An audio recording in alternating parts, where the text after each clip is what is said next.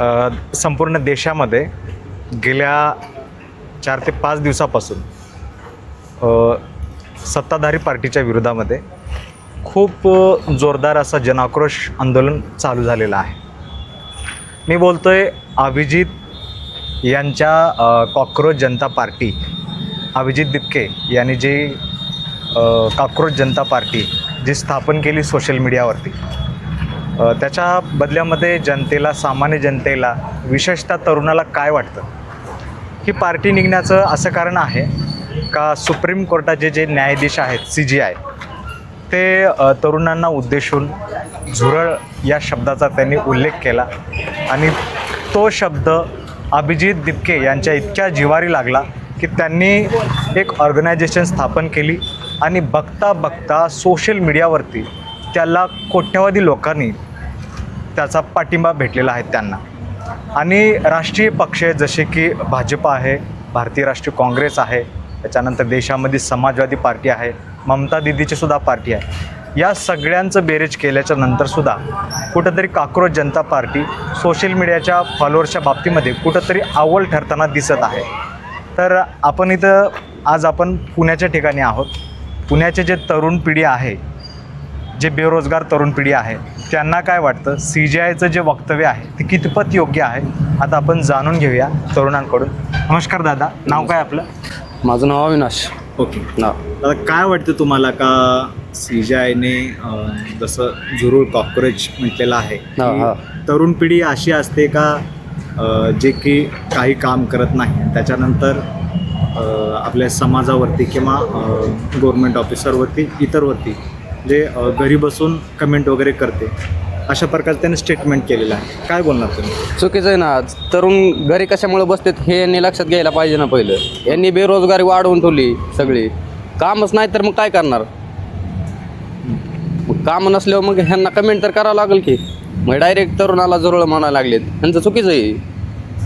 म्हणून तर त्यांनी कॉकरोच जनता पार्टी सुरू केली. अभिजित दिपके याला देशामधून चांगल्या प्रकारचा पाठिंबा मिळतंय. हो, मिळतं ना. खरं तर हे तरुणांचं म्हणजे जे मनामधलं जे दुःख होतं किंवा जे मनामधला जो राग होता ते त्या कॉकरोच जनता पार्टीच्या मागचं सत्ताधारी पार्टीला म्हणजे घेरलं जातंय का? तुम्हाला काय वाटतं? सत्ताधारी पार्टीनं पण लक्षात घ्यायला पाहिजे ना. आता एवढे तर 19 मिलियन त्याचे फॉलोअर्स झाले, मग तेवढे तरुण बेरोजगार आहेत आपल्या देशात.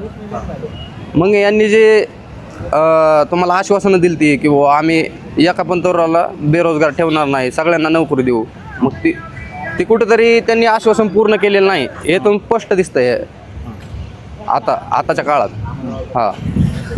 आता बेरोजगार तरुण संख्या तर खूप वाढली आणि वाढतच चालली, कारण कामच नाहीत.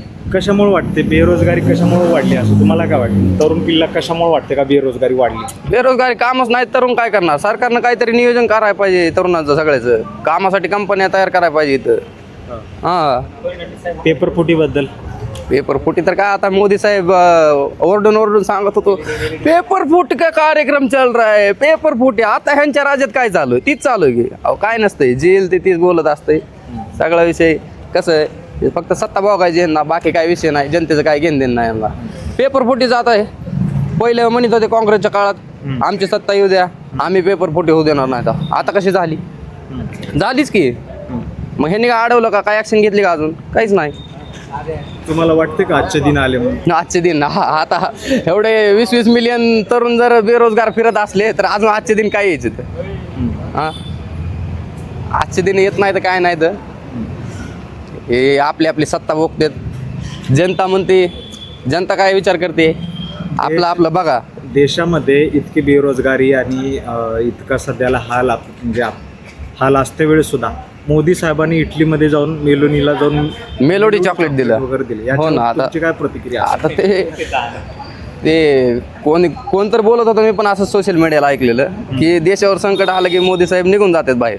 मग तसंच झालंय म्हणायचं. आता देशावर एवढं आपल्या चालू आहे, तेलाची सगळे टंचाई चालू आहे, पेट्रोल पंपावर भांडणं होत आहेत, आणि हे जाऊन इटलीला मेलोनीला मेलोडी चॉकलेट देत आहेत. आता काय बोलायचं? आता शब्दच नाही त्यांच्यासाठी. आता changes will can do change काहीतरी असं म्हणतात, म्हणजे प्रत्येक 5 वर्षाला सरकार बदलावंच लागतं असं काहीतरी म्हणलं जातं. धन्यवाद. तर कुठंतरी ते म्हणतात का पूर्वीपासूनच पेपर वगैरे फुटत होता, त्याच्यानंतर पूर्वीपासूनच महागाई वगैरे होती. हो, पूर्वीपासून पेपर फुटत होता, हे तर गोष्ट मान्य आहे. मला पण मान्य आहे, असं नाही की नाही. पण ह्यांनी आश्वासन काय दिले, पेपर फुटीचं चालू आहे मग ते आम्ही बंद करणार. मग यांनी केलं का बंद? नाही केलं. ह्यांच्या बी काळात पेपर फुटतोयच ना. मग आता यांनी काय ॲक्शन घेतली याच्यावर? तेच चालू आहे. आता यांनी तरुण पोरांना तर डायरेक्ट जुरळ म्हणायला लागले. आता तरुण बेरोजगार राहायला लागले, त्यांचे लग्न होईनात. बेरोजगार राहिल्यावर पोरगी कोण द्यायचे? कोण? हे पण समस्या तरुणाला वाढली. बेरोजगार तरुणांचं लग्नच होईना, आता त्याचं पण लग्न झालेलं नाही अजून.